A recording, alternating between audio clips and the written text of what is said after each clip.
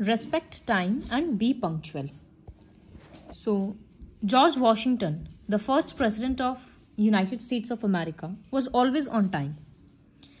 USA के first president थे George Washington. वो टाइम को बहुत इंपॉर्टेंस देते थे. वो कभी भी किसी भी चीज़ के लिए लेट नहीं आते थे. जो प्रॉमिस करते थे वो फुलफिल करते थे. He did not like it when people were late.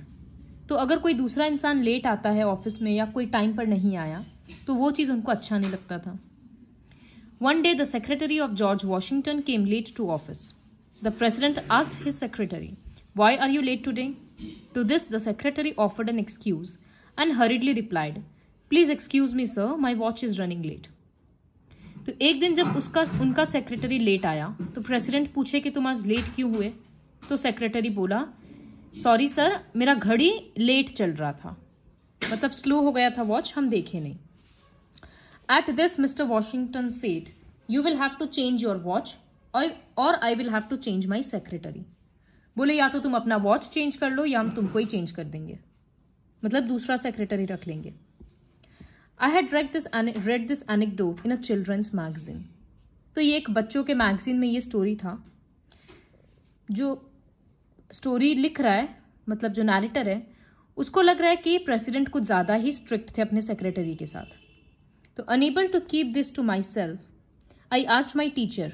ये स्टूडेंट अपने टीचर से पूछा, टीचर का नाम था मिस्टर वॉटसन, कि आपको क्या लगता है मैम, प्रेसिडेंट कुछ ज़्यादा ही स्ट्रिक्ट थे प्रेसिडेंट? मैम नहीं, sorry sir.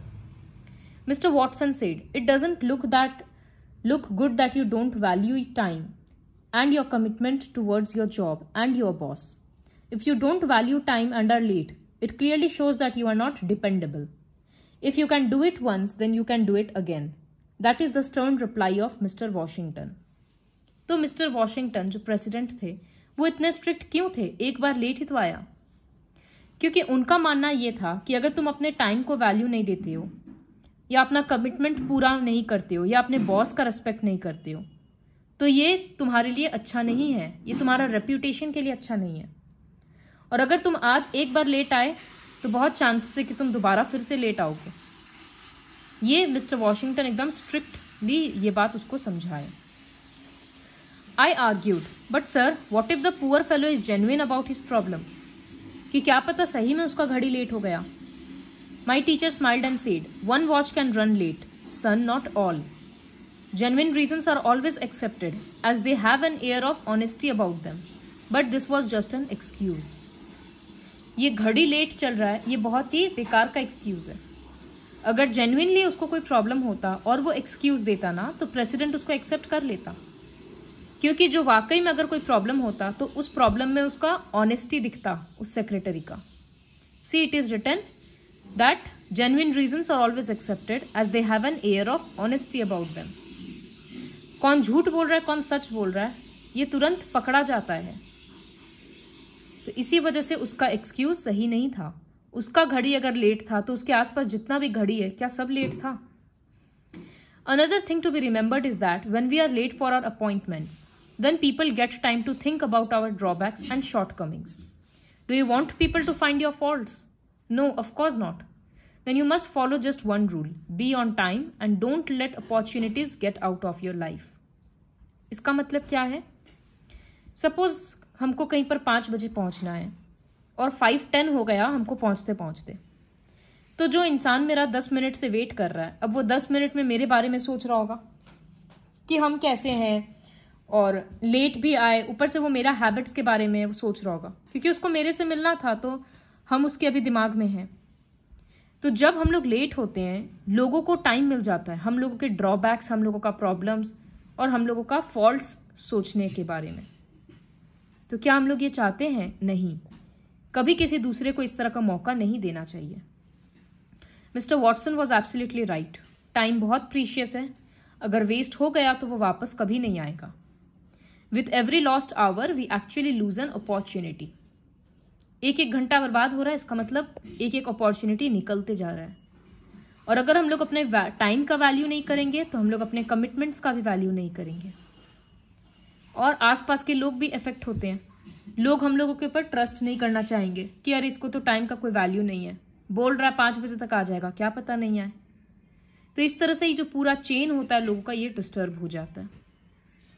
We can buy everything but we can never buy time. हम लोग सामान खरीद सकते हैं सारा, उससे हम लोगों को खुशी भी मिल जाएगा, लेकिन हम लोग टाइम कभी नहीं खरीद सकते हैं। Time is priceless. So there are certain things money can't buy. सब चीज रुपया पैसा नहीं खरीद सकता है, उनमें से एक चीज है time. Do you know why? Being on time is the most important commitment we can make to ourselves. हम लोगों को अपने आप को ये चीज सिखाना चाहिए कि टाइमली सब कुछ करना बहुत इंपॉर्टेंट है। इसीलिए स्कूल में इतना टाइम को लेकर स्ट्रिक्ट रूल रहता है कि टाइमली स्कूल पहुंच जाना है, नहीं तो गेट बंद हो जाएगा।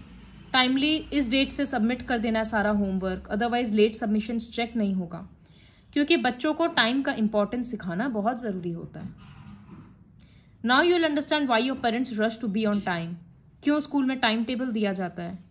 डॉक्टर अपने क्लिनिक टाइम से क्यों पहुंचते हैं? क्योंकि इतने सारे पेशेंट्स उनका वेट कर रहे हैं। डॉक्टर लेट आएगा डेली तो पेशेंट्स क्या सोचेंगे कि डॉक्टर रिस्पॉन्सिबल ही नहीं है, तो वो क्या ट्रीटमेंट करेगा। स्कूल में हर एक पीरियड फिक्स्ड टाइम का होता है। फ्लाइट वगैरह का रूटीन, ट्रेन का रूटीन एकदम फिक्स्ड होता है कि इस टाइम से ट्रेन चलेगा। अब जब ट्रेन लेट होता है तो कितना प्रॉब्लम होता है ना। तो इसी वजह से time is very important. Punctuality and commitment is the foundation of great accomplishments. हम लोग लाइफ में बहुत कुछ अचीव कर सकते हैं अगर हम लोग पंक्चुअल रहेंगे तो, और अपने कमिटमेंट को वैल्यू देंगे तो। मतलब कमिटमेंट मतलब जो बोल दिए वो करके ही दिखाना है। This is about the chapter respect time, B punctual.